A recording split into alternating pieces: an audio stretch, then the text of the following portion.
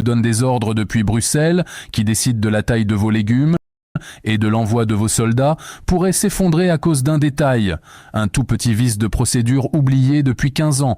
Le titre de ce soir va vous plaire. L'Union européenne, l'escroquerie du siècle, basée sur un faux en écriture. Et donc, le deuxième vote a eu lieu le 21 juillet 2008. Le problème, c'est que, à cette date, un tiers des sénateurs n'avaient plus de mandat. Ils n'avaient pas de mandat, car leur mandat s'arrêtait en 2007. Voilà. Et il y a Comment ça Attendez, pourquoi le mandat s'arrêtait en 2007 ? Le mandat s'arrêtait en 2007 parce qu'ils avaient été élus donc en 1998, septembre 1998, et c'était 9 ans. 9 ans, c'est pas ça. 10 ans. Or, le vote a eu lieu dans la 10e année. En fait, les sénateurs siégeaient, mais n'avaient plus de mandat. Ils n'avaient pas de mandat. C'est-à-dire, c'est ça, ils étaient dans leur 10e année. Oui, ils étaient dans leur 10e année. Et ça concerne, je crois, et corrigez-moi si je me trompe, Francis Lalanne, ça concerne à peu près un tiers peut-être des sénateurs. Non, pas à peu près, ça concerne un tiers, puisque à l'époque, le renouvellement de l'Assemblée sénatoriale se faisait par tiers. Il y avait donc le tiers B et le tiers C. Pas toujours gagnant. Tu aurais pu la faire. Je vous permets ce calembour un peu douteux. Bonjour à vous et bienvenue, j'espère que vous êtes solidement assis, parce que ce qu'on décortique aujourd'hui, ce n'est pas une petite théorie. C'est une bombe juridique qui, si elle explose, rase toute la table. Et celui qui dégoupille la grenade, c'est un invité qu'on n'attendait pas forcément sur ce terrain, Francis Lalanne. Oui, je sais ce que vous pensez, le poète, le chanteur, les grands sentiments. Mettez ça de côté 30 secondes. On ne s'intéresse pas au messager, on s'intéresse au message. Et le message, qu'il détaille dans son livre Mise en demeure, et qu'il expliquait récemment chez André Berkoff, est glacial. Selon lui, et accrochez-vous bien, la France n'est juridiquement pas membre de l'Union européenne telle qu'on nous la vend. Pourquoi ? Parce que le document qui nous lie, le fameux traité de Lisbonne, est un faux en écriture publique. Et il compte bien le faire savoir. On va décortiquer le sac de nœuds. Et vous allez voir, c'est d'une simplicité terrible. Pour comprendre le braquage, il faut remonter un peu. Juste un peu. Vous vous souvenez de 2005 ? On demande au peuple français son avis sur la Constitution européenne. Le peuple, dans sa grande sagesse, répond non. Un non massif. 55%. Clair, net, précis. Le peuple n'en veut pas. Arrive 2007, Nicolas Sarkozy est élu. Et lui, il la veut, cette Europe supranationale. C'était dans son programme, il ne s'en est pas caché. Que fait-on quand le peuple, le mandant, a dit non ? Eh bien, on le contourne. On fait se substituer les représentants au peuple. On prend le texte refusé, on lui met une moustache et des lunettes, on change le titre. Ça ne s'appelle plus Constitution, ça s'appelle Traité de Lisbonne.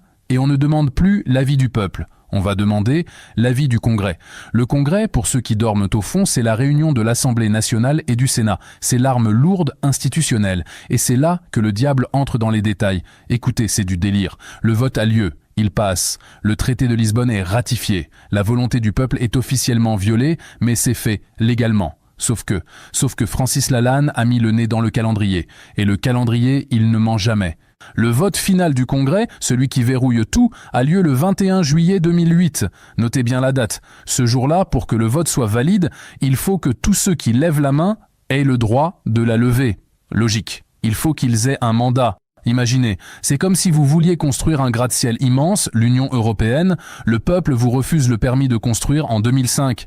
Vous allez voir le maire, Sarkozy, il vous dit « pas de problème, on va faire voter le conseil municipal, c'est le Congrès ». Le conseil municipal vote oui, mais vous découvrez, 15 ans plus tard, qu'un tiers du conseil municipal, le jour du vote, avait été viré. Leur contrat était terminé, ils n'avaient plus le droit d'être là. Qu'est-ce que ça veut dire ? Ça veut dire que le permis de construire est illégal et que le gratte-ciel tout entier, avec ses milliers de bureaux à Bruxelles, doit être rasé. C'est exactement ce qui s'est passé en 2008. Lalanne le pointe, chiffre à l'appui. Le Sénat, à l'époque, se renouvelle par tiers. Il y a la série A, la série B, la série C. La série qui nous intéresse, c'est celle qui aurait dû être renouvelée en 2007. Ces sénateurs avaient été élus en septembre 1998. À l'époque, vérification faite, le mandat d'un sénateur était de 9 ans. Je vous fais le calcul, niveau CE2. 1998 plus 9 ans. Ça nous amène à septembre 2007. Le vote du Congrès a lieu le 21 juillet 2008. Vous avez bien entendu ? Ces sénateurs, un tiers du Sénat, siégeaient ce jour-là dans leur 10e année de mandat. alors que leur mandat était de 9 ans. Ils étaient périmés, leur pouvoir de voter était caduc. Ils n'avaient pas plus de légitimité à voter les lois de la France que vous ou moi. En fait, ils en avaient moins. Parce que ces gens-là, ils savaient qu'ils n'avaient plus de mandat. C'est un vice de procédure. Et en droit français, le vice de procédure, c'est l'arme atomique. Ça annule tout. Ça rend le jugement, le contrat, la ratification nul et non avenu. Mais alors, comment cette supercherie a-t-elle été possible ? Ah, c'est là que ça devient savoureux. C'est une poupée russe d'arrangement. Officiellement, on a reporté les élections sénatoriales de 2007 à 2008. Pourquoi ? Parce qu'on avait reporté les élections municipales. Et pourquoi c'est lié ? Parce que les sénateurs sont élus par un collège de grands électeurs, principalement des élus locaux, des maires, des conseillers. Le Conseil constitutionnel lui-même, dans une décision de l'époque, a dit qu'il était très important que les électeurs, les maires, qui allaient voter pour les sénateurs, soient bien dans l'exercice de leur mandat. Vous voyez l'ironie ? Elle est à vous tordre la mâchoire. On s'est assuré que les électeurs aient un mandat valide. Mais on a oublié de vérifier si les élus qui siégeaient encore au Sénat et qui allaient voter le traité de Lisbonne avaient eux-mêmes un mandat valide. Le timing est chirurgical. Pile au moment où on a besoin d'eux pour faire passer le traité que le peuple a refusé, on prolonge illégalement leur mandat d'1 an sans aucune base légale. Lalanne cite l'article 25 de la Constitution française. Il est très clair. Une loi organique fixe la durée des pouvoirs. Elle ne dit pas qu'on peut la modifier librement, en aval, comme un contrat à durée indéterminée. Quand vous élisez quelqu'un pour 9 ans, c'est pas pour 9 ans, ou 10, ou 11, selon les besoins du prince. C'est un contrat à durée déterminée. Le contrat était rompu. Donc ce jour de juillet 2008, un tiers des sénateurs présents ont commis un faux en écriture publique. Et tous ceux qui ont laissé faire sont complices. Voilà la mécanique. C'est simple. C'est brutal.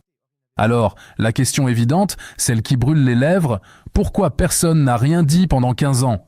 Où étaient les juristes ? Où étaient les constitutionnalistes ?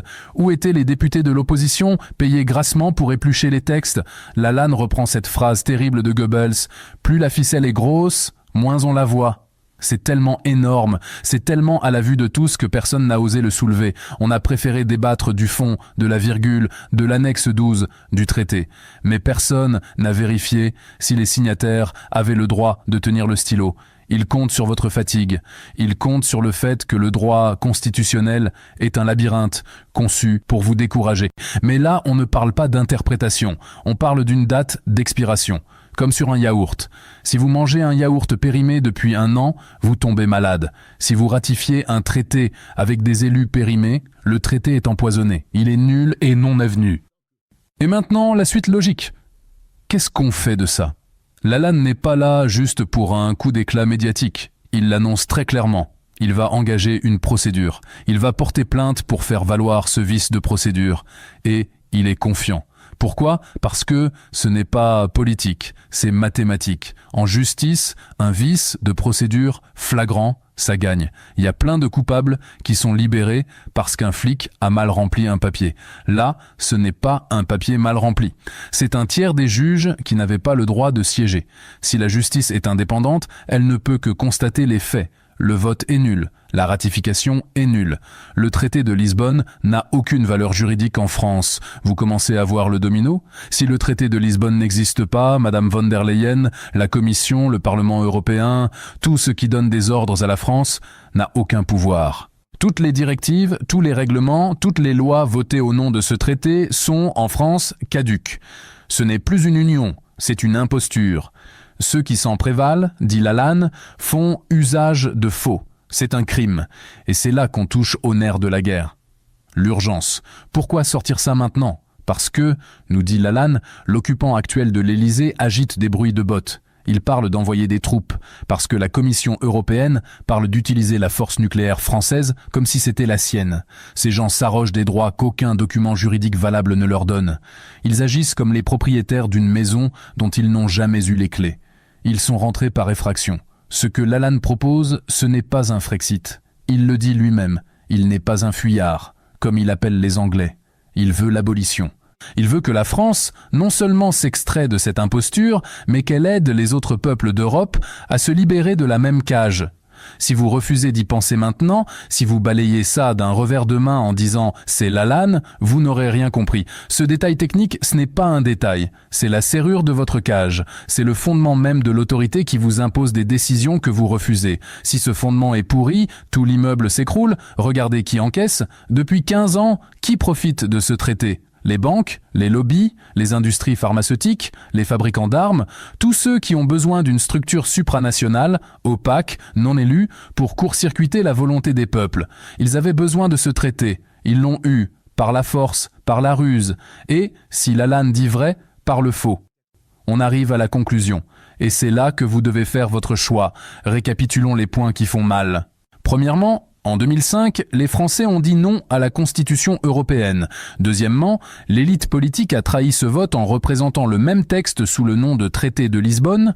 Troisièmement, pour ratifier cette trahison, ils ont utilisé le Congrès le 21 juillet 2008.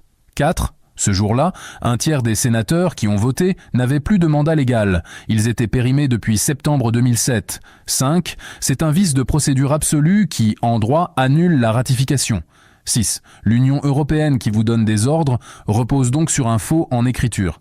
La punchline est terrible. La question n'est plus de savoir s'il faut sortir de l'Europe. La question est, y avez-vous seulement déjà été légalement ? Dites-moi si vous y croyez et pourquoi ? Pensez-vous que cette procédure judiciaire a une chance d'aboutir ou le système est-il trop verrouillé pour se juger lui-même ?